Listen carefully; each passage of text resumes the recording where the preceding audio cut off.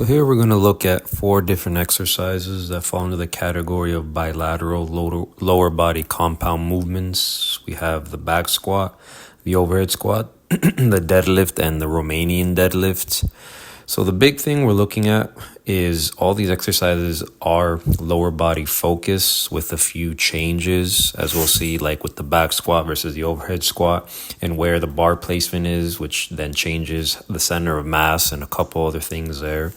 So looking at just the back squat, the beautiful thing about it is the strongest of the squats in the sense that the heaviest that you can load, as well as the center of mass is at the lowest point and on your back. So it's a bit more of a hip extension versus knee extension compared to either the front squat that we looked at or the overhead squat.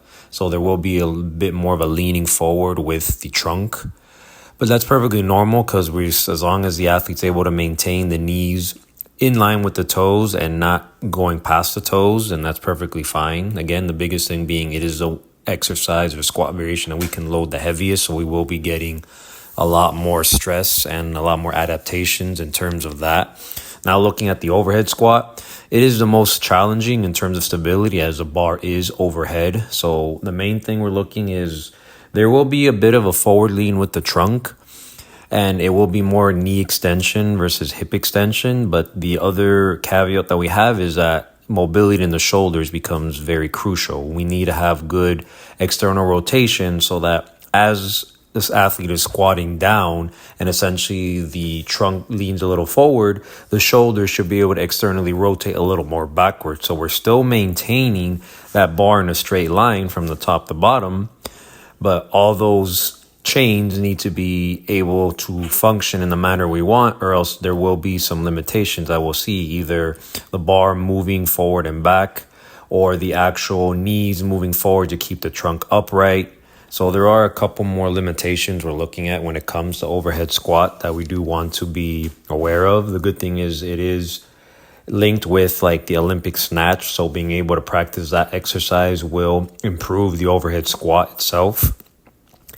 For the deadlifts, the thing about this, it's essentially the only hip extension that we look at from a purely concentric point of view. And what I mean by that is you pick up the bar from the ground up in the concentric manner, and usually that's the main part you're training. The eccentric portion, though it is something that could be trained, is not warranted with the deadlift given the amount of weight and the stress itself that it could put on the lower back.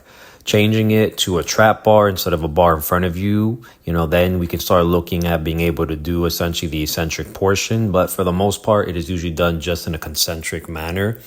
And then now looking at the Romanian deadlift, or known as an RDL, it is purely a hip hinge, hip extension type exercise where slight knee flexion, but you are essentially pushing the hips back, maintaining a flat back. So if there is any rounding, then the athlete would want to essentially only have the back as bent to where the flatness is able to maintain before coming back up, which essentially would be their functional range of motion. You don't want to go in a loaded exercise going past to where you are now rounding the back due to tightness in like the hamstrings. So we do want to make sure we are aware of that focus and that cueing.